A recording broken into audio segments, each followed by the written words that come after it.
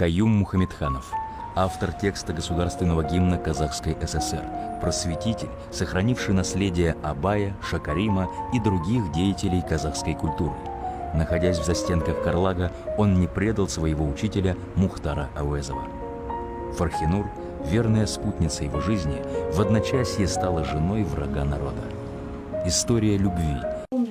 Мужественные казахи, издревле стремившиеся к свободе, жертвуя жизнью ради воли и чести. Это первые строчки текста гимна Казахской ССР, который звучал более полувека. Гимн приняли в 1945 году, исполняли его и в первый год независимости Казахстана. Автор текста – поэт, литературовед, основоположник обоеведения Каюм Мухамедханов. О том, кто это такой, на совещании в Астане накануне спрашивал подчиненных президент Нурсултан Назарбаев.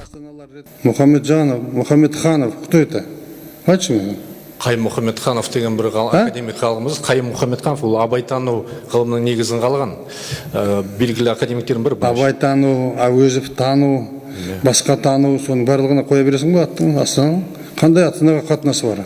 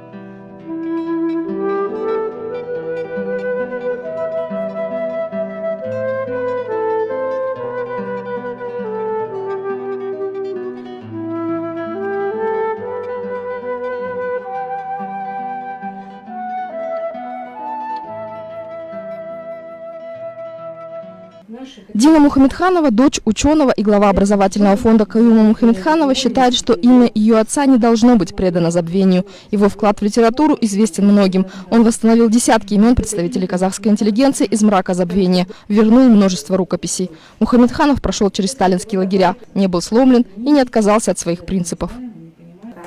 Реакция была, конечно, это шок. В независимом Казахстане его признали в 1996 году. За вклад в культуру, в науку он получил государственную премию. С этой премией его поздравил лично президент Назарбаев. И Каюм Мухамедханов дал президенту бата, благословил его на служение народу. Это президент не помнить никак не может. Каюм аға тек қана абайтанушы емес, тек қана үлкен ғалым емес, зерттеуші емес, әдебиеттанушы емес. Ол ақын екен. Оның ақындығын баяғы гимнен, алғашы қазақ гимнен түсінгенмін. Одан кейін ол терең зерттеуші екен. Ғалымдығын айтамда. Өте әділ адам екен. Парасатты, қарапайым, адамның жанын терең түсінетін. Сонда ерекше қасиеті бар. Азаматтық тұрғыдан алғанда ерекше қазақтың біреу екеніне көзім сонда жеткен. Кейін оның еңбектерімен терең таныстым. Оның архивте қатты жұмыс істейтін адам екенін түсіндім. Жаңа Абайдың шәкірттері жөнінде бірнеше том кітаптар шығарған, бәрімен де бар, бәрінен таныспынын.